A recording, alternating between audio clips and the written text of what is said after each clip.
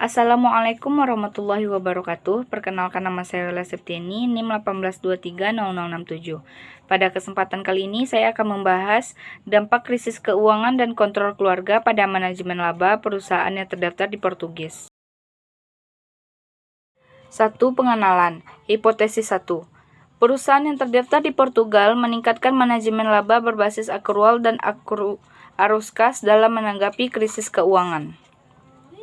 Peneliti sebelumnya menemukan bahwa disposisi manajemen laba tergantung pada kepemilikan perusahaan. Perusahaan keluarga menyajikan karakteristik tunggal seperti konsentrasi kepemilikan di tangan keluarga, portofolio yang kurang terdiversifikasi karena semua kekayaan keluarga diinvestasikan di perusahaan, kehadiran besar di dewan yang memungkinkan untuk menjamin identitas keluarga di perusahaan, investasi yang lebih lama cakrawala karena niat utamanya adalah untuk mewariskan perusahaan kepada generasi mendatang, mempertahankan reputasi keluarga antara lain. Anderson, Casino, Jerapon, dan Dino pada tahun 2003. 2. Data dan model empiris. Pertama, data. Studi ini mencakup perusahaan-perusahaan terdaftar di Portugis selama periode dari tahun 2002, tanggal mulai peredaran euro, uang kertas dan koin hingga 2015 tahun lalu dengan informasi keuangan tersedia. Portugal adalah negara berukuran kecil dengan dominasi kecil dengan menengah 99% statistik portal Portugal. Model. Ada berbagai model untuk memperkirakan akrual diskresional, misalnya Heli 1985, De Angelo 1986, Jones 1991, Deho dan kawan-kawan 1995. Mengikuti praktik umum Kotari dan kawan-kawan 2005, model yang merupakan modifikasi dari model Jones dipilih untuk memperkirakan akrual diskresioner untuk setiap tahun keuangan. 3. Hasil dan pembahasan empiris.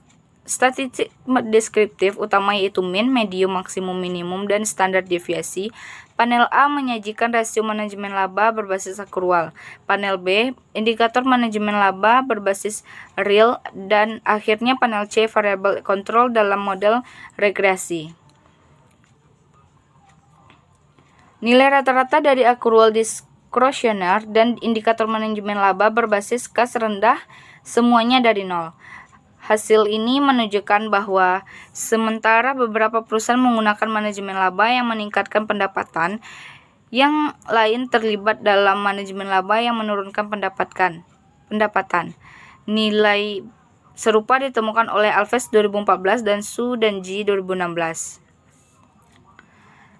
Nilai absolut dari arus kas operasional yang tidak normal dan perubahan persediaan yang tidak normal masih 0. Rata-rata nilai absolut dari akrual diskresioner adalah sekitar 4% dan nilai absolut dari harga pokok penjualan abnormal adalah sekitar 12%. 4. Kesimpulan. Kesimpulan utama dari penelitian ini sangat bermanfaat bagi semua pengguna laporan keuangan dalam mengambil keputusan. Eurosec, Lisbon, dan regulator lainnya dapat mempertimbangkan untuk meningkatkan kualitas pelaporan keuangan. Perusahaan yang terdaftar mengelola pendapatan, terutama melalui akrual, dan perusahaan audit 4 besar tidak cukup untuk menghindari dan mengendalikannya. Oleh karena itu, kebijakan baru harus ditetapkan untuk perusahaan audit dan untuk semua perusahaan. Selain itu, pemangku kepentingan dan memahami bagaimana dan kapan perusahaan memanipulasi pendapatan. Oleh karena itu, mereka dapat menganalisis kinerja keuangan perusahaan dengan lebih baik sebelum mengambil keputusan. Manajer mungkin mengetahui manfaat dan keterbatasan mengelola laba. Akhirnya, penelitian ini juga memperluas literatur manajemen laba, menganalisis pasar baru Portugal dampak krisis keuangan pada tahun 2008.